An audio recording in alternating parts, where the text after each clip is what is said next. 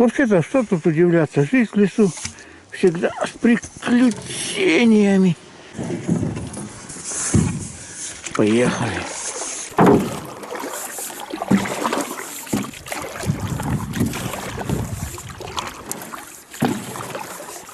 И...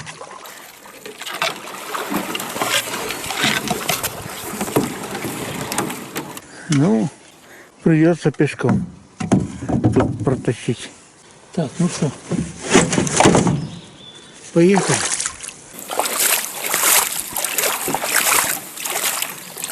Боюсь, через пару дней тут не протолкаться. В легкую имеется в виду. Да, время потеряли к вечеру. Ветер поднялся. Хреново ставить. Ну, что есть, то и есть. Ставим.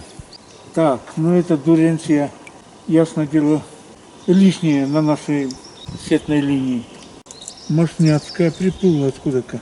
Ну сейчас, сначала туда толкнем. Ни хрена себе. Дуренция. Так, не хочет. Пойдем другим путем.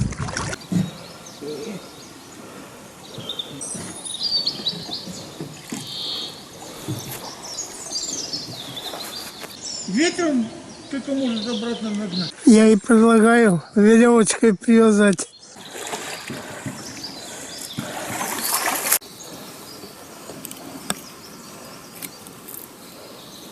Вода мелкая, блин. Да еще и падает. Слишком близко к берегу, конечно, ну да ладно. Мелкая вода. Воды практически нету.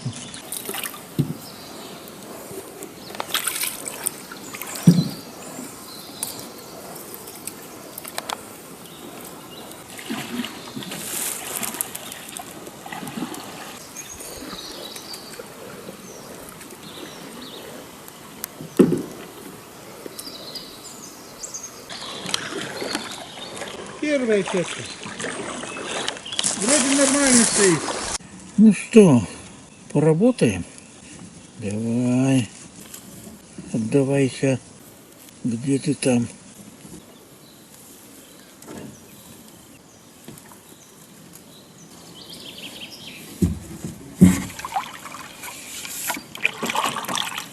Ну, что мы эту линию осенью зря делали, что ли? Давай работать.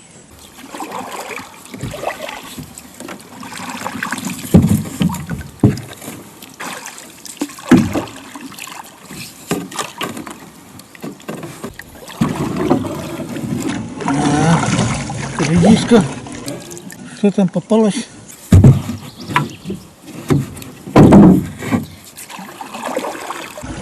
И туда. Ветерок и не огонь. Нам надо по палкам. Ух ты! На тебе.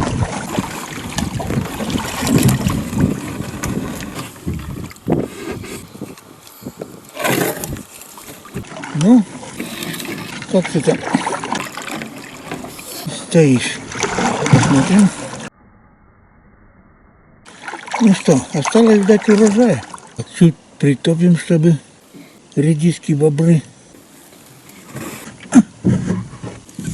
не рвали. Фух, готово. Так, ну что, на сегодня работа закончилась. Сколько там времени-то? Без 22-6. Нормально. Сетки поставили, пускай работает. В общем, рыбный день начался. Посмотрим еще. Вася сколько наловил.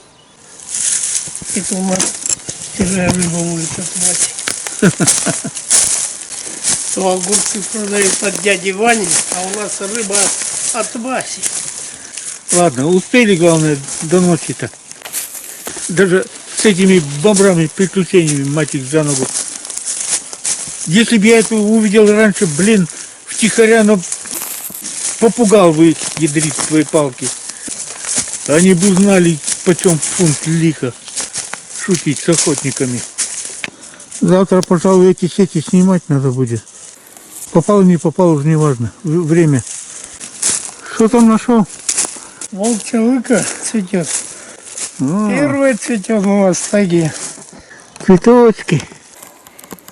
Розовенькие. Красивый куст. Сейчас здесь маловато у него цвета побольше, когда так красиво выглядит. Хоть и ядовитый, но я уважаю этот кустик. Если бы я бы прошел куст, и куст, блин, внимания не обратил. В глаза не бросается. Наконец-то неохота, блин. Что, зря секать таскай. Ну, давай.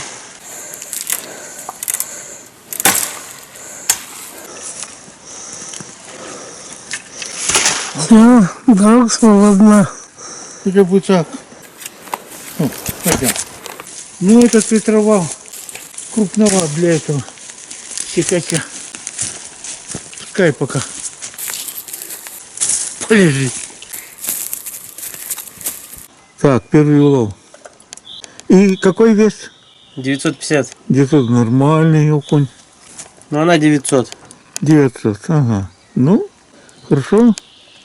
Вообще-то тут таз, когда полный, ну, это явно больше ведра. Ну да, скорее всего, потому что я в пакете тащил. И как бы по весу там больше ведра. Ну, хорошо, первый улов. Плотва крупная есть, он тоже типа таких. Ну, хорошо. Ну что вы, ребятки, вот эти, наверное, на дно сначала, а вот что-то уж это одинаково. Ну давай, первый ряд окуней.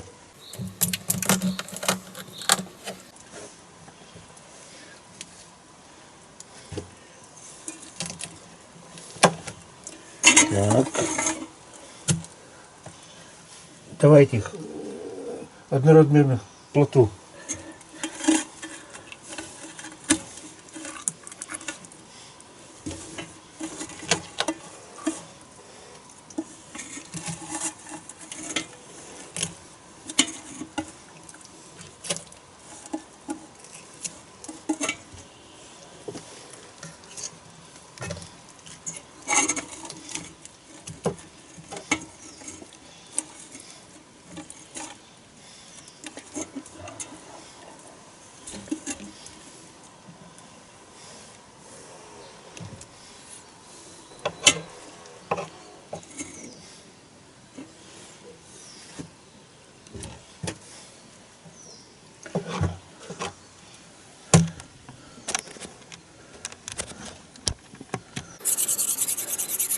Не поточишь, не порежешь.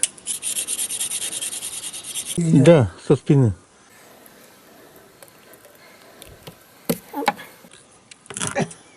Крупную щуку у нас режут со спины, потому что, чтобы мясо просолилось получше. Как и все остальные рыбы, имеется в виду. Какая-то на вид длинная, но тощая.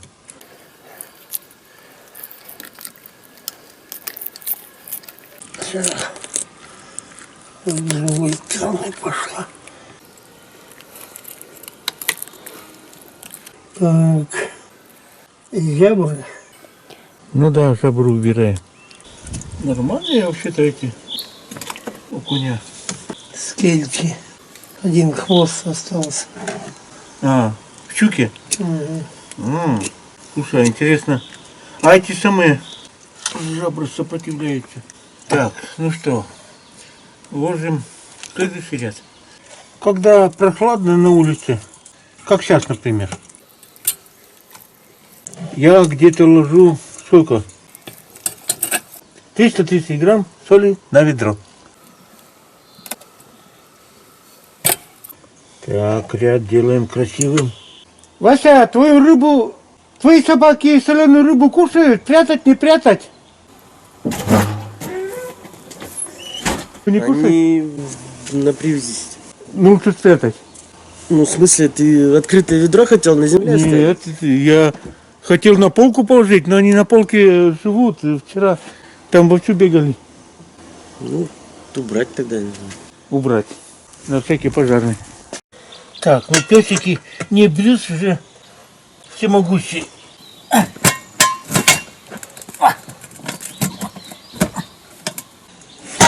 Во. Нас не прошибешь. Наверное.